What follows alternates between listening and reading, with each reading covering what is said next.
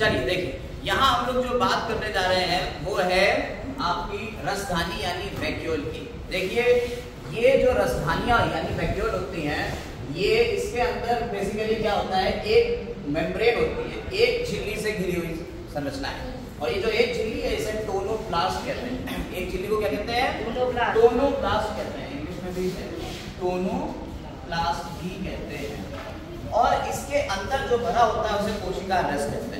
ये कोशिका रस बहुत सारी चीजों से मिलकर बना होता है, इसको थोड़ा सा बाद में डिस्कस करेंगे। पहले देखेंगे कि क्या होती है ये रसधानियाँ। ठोस अथवा तरल पदार्थों की संग्राहक थैलियाँ होती हैं। तो हमारे पास ठोस या तरल पदार्थों की संग्राहक थैलियाँ हैं पौधों के अंदर। बेसिकली ये ज्यादातर आपको कहाँ मिलेगी? पौधों मिलेगी। जंतुओं में ये मिलेगी लेकिन छोटी होती है। देखिए ये जंतु कोशिकाओं में आकार में बहुत छोटी होती है, जबकि पादप कोशिका में इनके आकार में ये बड़ी होती है।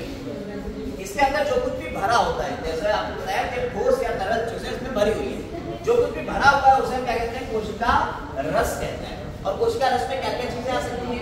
क्लोराइड्स आ सकते हैं, सल्फेट आ सकते हैं। इन दोनों को हम खनिज लवण के अंदर में रखते हैं। ये खनिज लवण है। खनिज लवण कौन सा हो सकता है? क्लोराइड हो सकता है, सल्फेट हो सकते हैं। ऐसे कार्बोहाइड्रेट हो सकते हैं, इन्यूलिन, ग्लूकोज, सुक्रोज। सुक्रोज ये होती है आपकी टेबल शुगर है, जो घर में आप शुगर यूज करते हो ना खाने में, वो जो शुगर है शक्कर, वो सुक्रोज है। इसका फॉर्मूला होता है C12H22O11। ये सुक्रोज होती है। ये बेसिकली ग्लूकोज और फ्रक्टोज से मिलकर बनी होती है। ये एक तरीके के कार्बोहाइड्रेट है, तीनों ये किसमें आएंगे? कार्बोहाइड्रेट। इसी तरह इसमें अमीनो अम्ल भी, बहुत सारे अमीनो अम्ल भी मिलेंगे। और अगर इसके अंदर कभी कभी कुछ अवशिष्ट पदार्थ भी मिल सकते हैं, जैसे वर्णक। वर्णक यानी जो रंग देते हैं, कलर देते हैं, उसमें एक नाम आता है एंथोसियानिन। एंथोसियानिन ये बहुत इंपॉर्टेंट पॉइंट है, एंथोसियानिन। ये जो एंथोसियानिन है ये क्या करता है? ये पौधों में जो फूल की पत्तियां होती हैं, फूल की पंखुड़ियां जितने पेटल्स होते हैं, उनको रंग देगा तो आकर्षण के लिए ये होता है। ये लेकिन है अवशिष्ट पदार्थ। इसके अलावा एल्केलॉइड्स हो सकते हैं, टैनिन्स हो सकते हैं, वो भी इसी में सब सेव रहेंगे, रिजर्व रहेंगे। तो और इसके अंदर पानी भी होगा और भोजन का भी भंडारण करेगी। तो ये क्या है? इसके कार्य में क्या है? जब इसके अंदर पानी होगा तो ये फूल जाएगी। जब फूलेगी तो कोशिका को एक टर्जिडिटी मिलेगी, स्फीति मिलेगी, वो मोटी मोटी रहेगी, बिल्कुल एक अपना शेप मेंटेन करे रहेगी। तो कोशिकाओं को टर्जिडिटी यानी स्फीति कौन देता है? इसे कहते हैं टर्जिडिटी।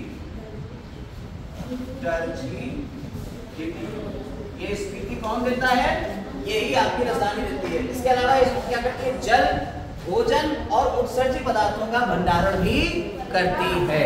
ठीक है, ये आपका जो रसधानी है ये जल, भोजन और उत्सर्जित पदार्थों का भंडारण कर रही है। और भंडारण जिनका कर रही है वो ये सब है।